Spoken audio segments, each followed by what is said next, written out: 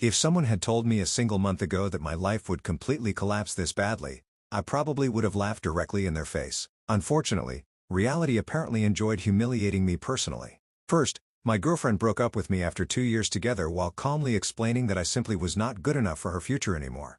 The worst part was not even the breakup itself. It was how casually she said it, like she had emotionally moved on long before I realized anything was wrong.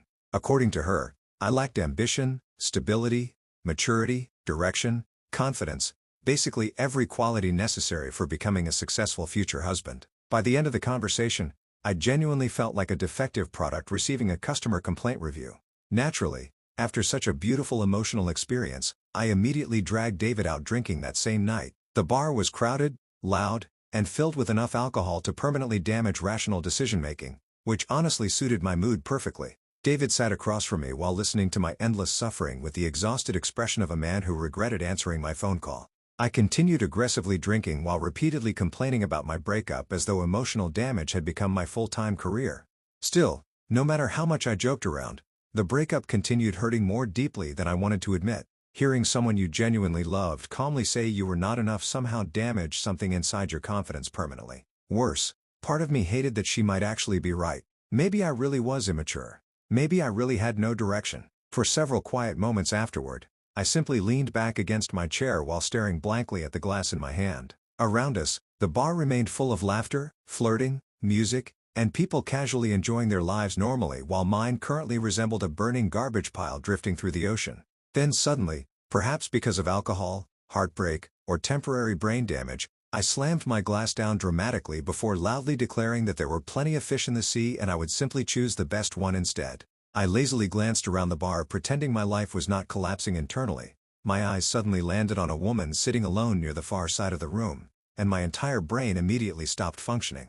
She looked somewhere in her early 30s, maybe slightly older, but honestly that only made her even more dangerously attractive. Long dark hair softly rested over her shoulders while one hand lazily held a glass near her lips.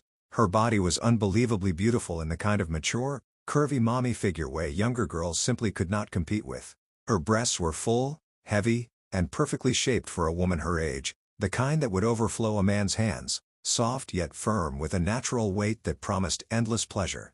The dress she wore stretched tightly across them, outlining every curve and hinting at the deep, inviting cleavage beneath. Her waist was elegantly narrow before flaring out dramatically into wide, fertile hips and a thick, round, plush ass that the fabric clung to like a second skin, begging to be grabbed and squeezed. Her thighs were soft and thick, the kind a man could bury his face between or have wrapped around his waist for hours. Everything about her radiated mature, experienced sexuality, the ultimate forbidden mommy fantasy made real.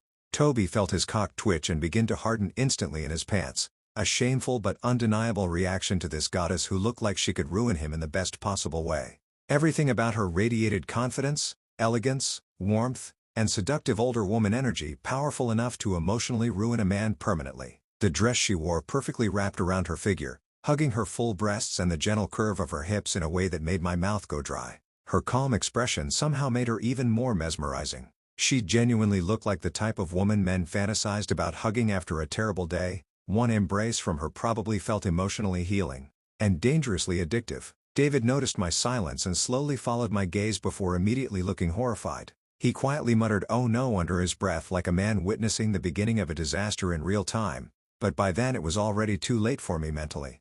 I could not stop staring at her. Something about her presence alone completely destroyed whatever little emotional stability I still possessed after the breakup.